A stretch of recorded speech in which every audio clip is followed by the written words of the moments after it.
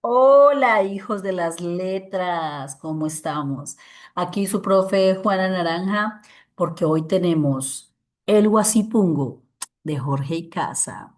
Te invito a reflexionar conmigo en un libro para nada cómodo que nos va a invitar a mirar un contexto social crudo, fuerte, difícil de tratar y de comentar, pero necesario, profundamente necesario de analizar en nuestra época actual.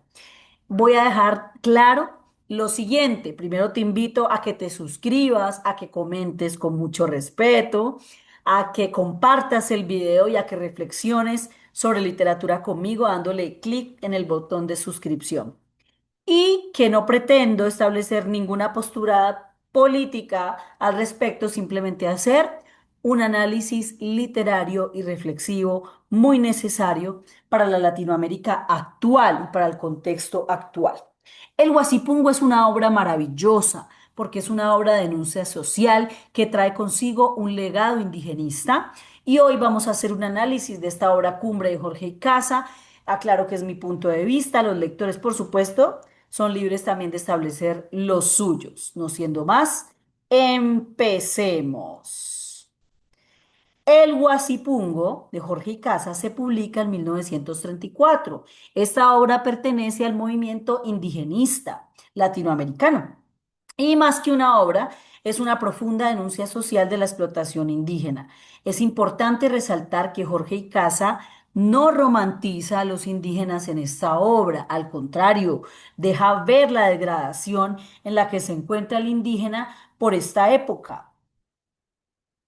Vamos a tener también que nuestro autor nace en 1906 y es importante resaltarlo porque en un momento donde los escritores estaban descrestando con la pulcritud de sus letras, Jorge Icaza lanza el Guasipungo que tiene una importante denuncia social y además los personajes se escriben como hablan. Entonces no vamos a tener un autor pulcro en las letras, sino que al contrario, deja ver el realismo a través de una hibridación de la lengua entre el español y el indígena, y esto hace que la novela sea rupturadora y muestre una posición muy importante al mostrar el lenguaje como una herramienta política, al dejar ver cómo hablan los indígenas rescatando palabras del quichua, trayendo palabras en quichua original y mezclándolas con el español, lo que hasta en ese momento no era tan común en la literatura latinoamericana, ¿cierto?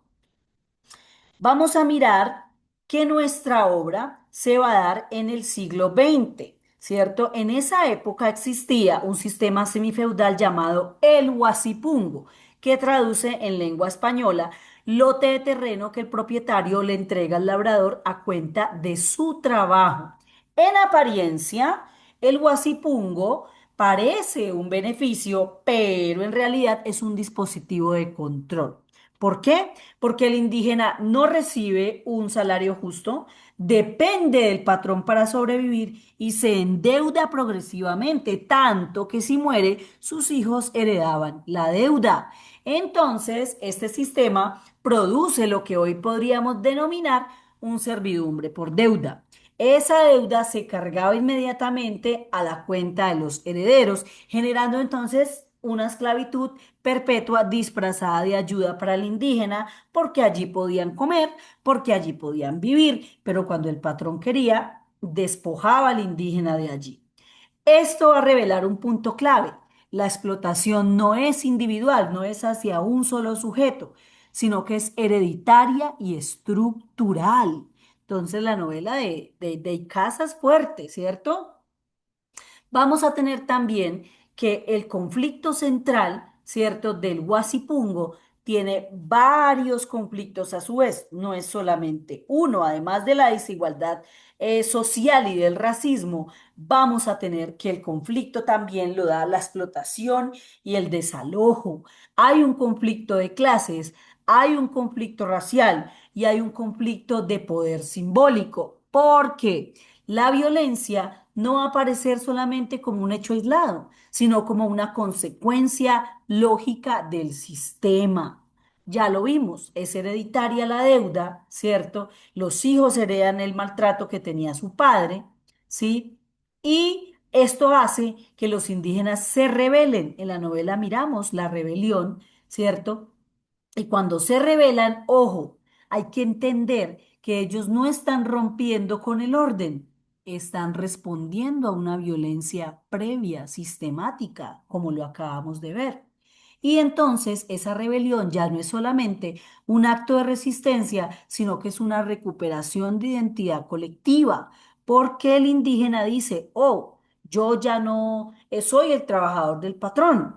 Yo soy padre, yo soy hijo, yo soy ser humano que necesita tener dónde vivir y dónde comer. Además que en el Guasipungo el indígena dejaba su corazón, porque allí paría, allí vivía, allí procreaba, allí comía, allí hacía su vida. Pero cuando el patrón quería, lo dejaba sin absolutamente nada y sin haberle dado un solo peso por su trabajo. Entonces vamos a tener que hay un carácter trágico en la novela, que es esta explotación y este despojo, bastante importante entenderlo, ¿cierto? Dentro de toda la novela vamos a tener unas figuras claves, claves, claves, clavísimas. Una de las figuras más claves, ¿cierto? Es Don Andrés Chiliquinga. Es un protagonista indígena, es el símbolo de la resistencia y el líder de la rebelión. ¿Por qué? Hay que entenderlo porque Andrés es un héroe muy complejo como la humanidad misma, porque Andrés no es un héroe tradicional, es un personaje que se mueve entre el miedo y la rebeldía, es decir, él está profundamente enojado con su patrón, pero tiene miedo de rebelarse y con toda la razón, ¿cierto? Nos esperan los ejércitos, las armas, la muerte. Y él también a su vez, además de ser un héroe de la rebelión que lucha contra esta violencia, ojo, también reproduce violencia. ¿Cómo? Sobre Kunchi, él maltrata a su esposa, la golpea y se siente con el derecho de. Es decir, es muy importante analizar el siguiente ejercicio. La novela nos está mostrando cómo la violencia se estructuraliza. Andrés es víctima de violencia porque su patrón, ¿cierto?, lo violenta a través del guasipún, pero a su vez esa violencia se internaliza en él y él la externaliza hacia su esposa, ¿cierto? Y se siente con el derecho de maltratar a Kunchi. Entonces, Kunchi, a su vez, personaje lindo y hermoso y maravilloso, nos muestra cómo existen dos formas de violencia en la novela. Ella es el cuerpo como territorio de opresión. Kunchi no es solamente un personaje secundario, ella representa una doble opresión por género y por etnia. Ella representa la naturalización de la violencia. Cuando acepta ella el maltrato, porque además Kunchi es sumisa a su marido, no lo legitima, nos lo evidencia, ¿cierto? ¿Por qué? Porque nos deja ver que ella no tiene más alternativas, que lastimosamente tanta violencia la ha hecho creer que eso es natural. ¿Por qué? Porque ha interiorizado el sometimiento. Y don Alfonso Pereira, a su vez, violentador de su marido, ¿cierto? Le muestra que no existe la ética. Si no tiene don Alfonso el patrón la ética, pues su marido menos. Lastimosamente, Cunchi ha interiorizado que ella es un sujeto eh, natural que debe recibir violencia. Y por eso es importante leer la obra para entender que jamás ningún ser humano de ningún género tiene por qué naturalizar la violencia y que las cadenas de violencia son lo más peligroso que existe porque, como vimos en el ejercicio que ya expliqué, se internalizan y luego se externalizan, es decir, quien la recibe después la va a ir a poner en otro ser humano. Las cadenas de violencia deben terminar. Don Alonso, ¿cierto? Es el explotador, el terrateniente, va a encarnar una figura violencia de poder económico y el abuso de las élites, ¿cierto? Y sobre todo va a representar cómo la violencia puede institucionalizarse, cómo las grandes personas con poder pueden ejercer violencia sobre los más pequeños. Junto con esta institucionalización está el cura. Este cura es un poder simbólico y un control ideológico porque este cura cumple un rol clave. Él legitima la explotación mediante la religión ofrece indulgencias a cambio de trabajo y esto refleja cómo la religión puede operar como un instrumento de dominación, como un mecanismo de resignación social. Ojo, aquí quiero que analicemos también que no solamente la Iglesia Católica ha hecho esto, porque aquí el cura es católico. Analicemos también otras figuras religiosas que a través de sus discursos legitiman guerras, legitiman despojos, legitiman sometimientos de otros. Y por su parte, tenemos a los indígenas como colectivo que simbolizan toda esta opresión y esta marginación histórica, ¿cierto? En nuestro país la vemos en los Emberachami, en los indígenas de La Guajira, ¿cierto? Los guayú que todavía carecen de agua, que hay una profunda desigualdad social con los beneficios que tenemos nosotros a los que tienen ellos. Entonces, este libro por eso sigue siendo vigente. Vamos a tener algo muy importante en la obra también, ¿cierto? Y es esta preciosura. Es el lenguaje como herramienta de denuncia. Uno de los mayores aportes de Jorge Icaza, y por eso es el autor que traemos para leer, ¿cierto? Es que no solamente es un estilo el que él utiliza, el de mezclar el español con el quichua, sí, sino que es una postura ideológica, porque hace una transcripción del habla popular. Al escribir como hablan los personajes, hay una ruptura de normas gramaticales, una hibridación lingüística entre el español y el quichua, y esto tiene una interpretación profunda, porque aquí el lenguaje va a cumplir tres funciones fundamentales. Va a traer un realismo radical. Eso quiere decir que la obra no nos suaviza la realidad. Va a traer una resistencia cultural.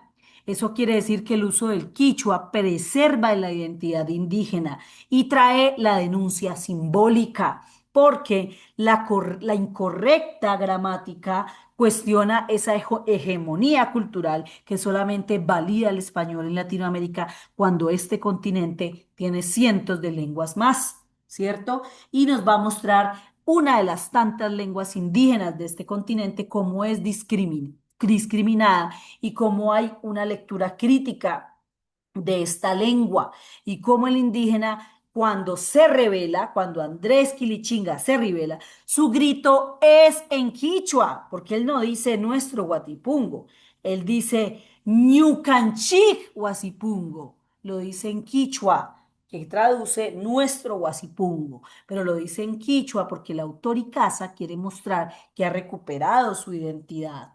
Y esto va a evidenciar, ¿cierto? Cómo también se utilizan términos como indio, rosca, cholo para humillar al indígena. Hay un racismo estructural, una deshumanización sistemática del indígena, pero al mismo tiempo el uso del quichua que hace el autor va a reivindicar la identidad indígena, va a romper con la imposición cultural dominante.